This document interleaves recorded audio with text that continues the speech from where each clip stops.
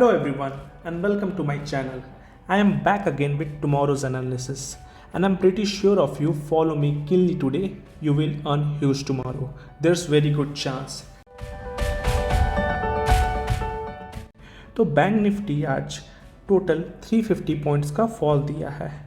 Bank Nifty लगातार दो इंडाइसिव doji candle बनाने के बाद आज के दिन एक रेड कैंडल का फॉर्मेशन किया है, जो ओवरऑल एक शॉर्ट टर्म में वीकनेस का इंडिकेशन है मार्केट के लिए।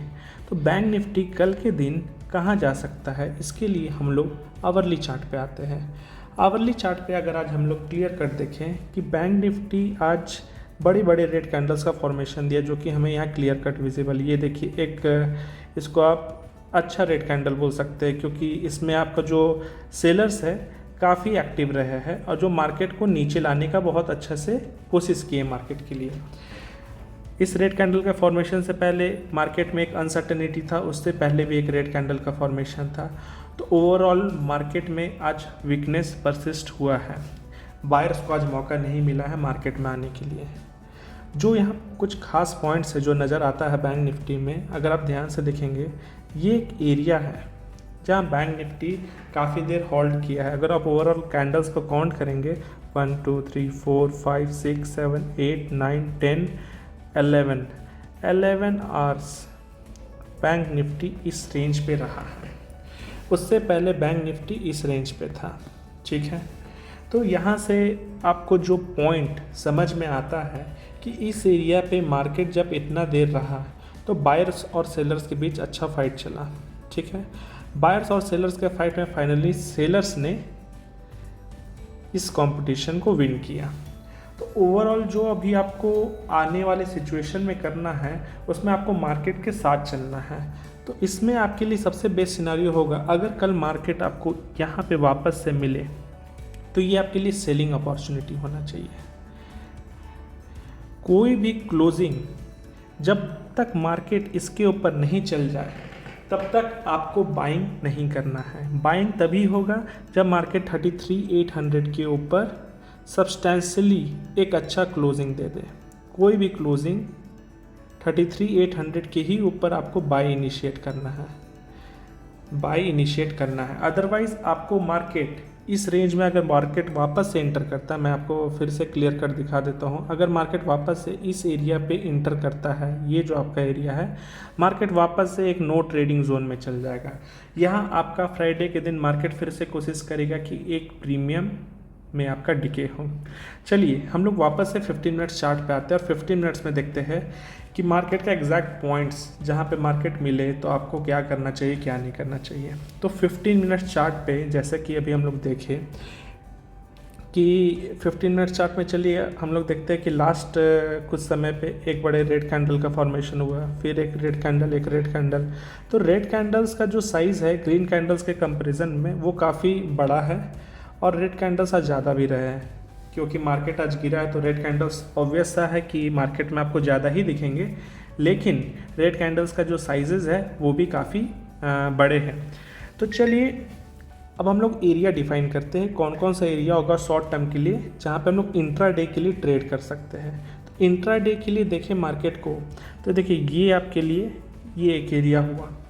तो सबसे पहले अगर आपको मार्केट 33,550 33,600, ये आपका पहला रेजिस्टेंस एरिया हो गया, ये आपका रेजिस्टेंस एरिया हो गया।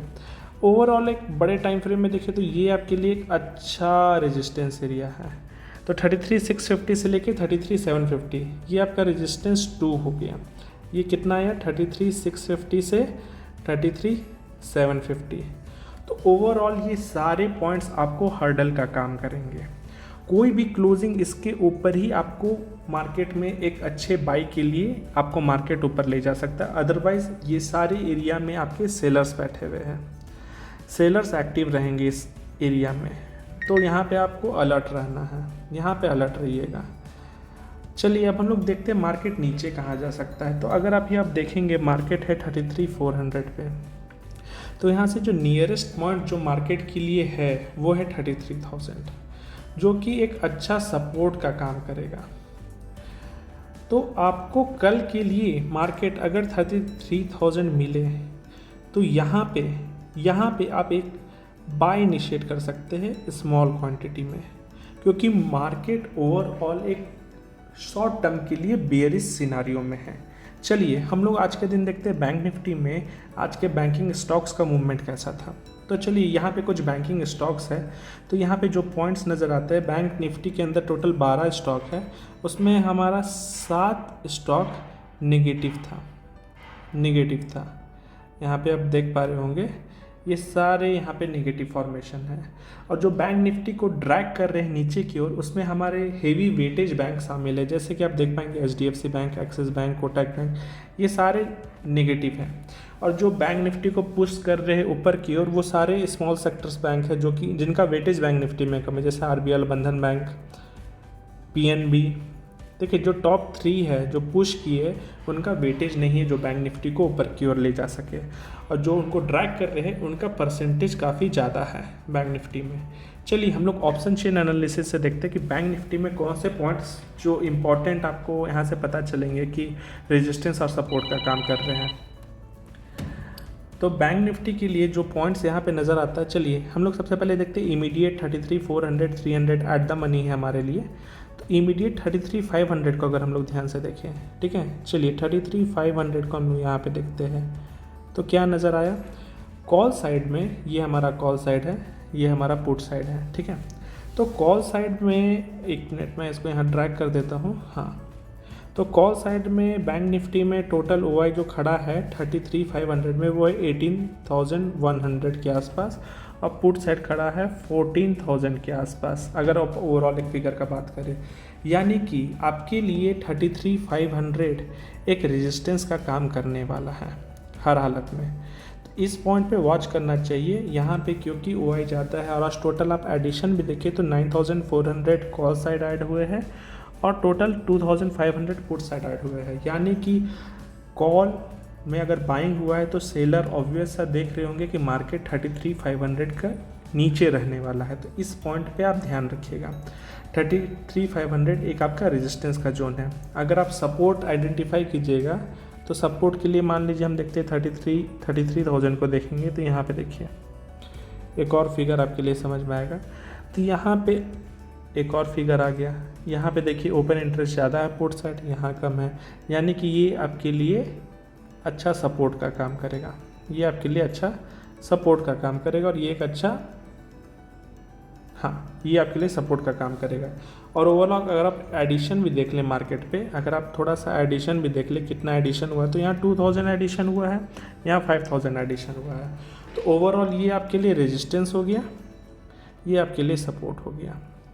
तो चलिए फाइनली अभी हम लोग कंक्लूजन में आते हैं कि आज मार्केट क्या कर सकता है। उससे पहले चलिए देख लीजिए हमारे एक चार्ट में यहाँ पे विजिबल है पुट कॉल का, हम लोग पुट बाय कॉल कर लेते हैं। जो हमारा फिगर आता है वो है 0.84, यानी कि ये मार्केट में अभी फ्लैट रहने का चांसेस ज़्यादा इंडिकेट कर रहा। और ये अभी 1.1 से नीचे होके 0.84 आया है, तो ये बहुत ज़्यादा चांसेस है कि ये 0.7 तक भी जाए, यानी कि मार्केट माइल्ड बियरिश हो सकता है, ठीक है, माइल्ड बियरिश हो सकता है।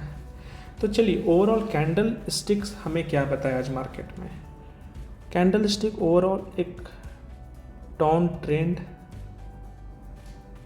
बता रहे थे, लेकिन ये डाउन ट्रेंड ज़्यादा नीचे परसिस्ट नहीं भी कर सकता है, क्योंकि कल फ्राइडे का दिन है, तो एक रेंज बाउंड रहने का चांसेस काफ़ी ज़्यादा है, रेंज बाउंड।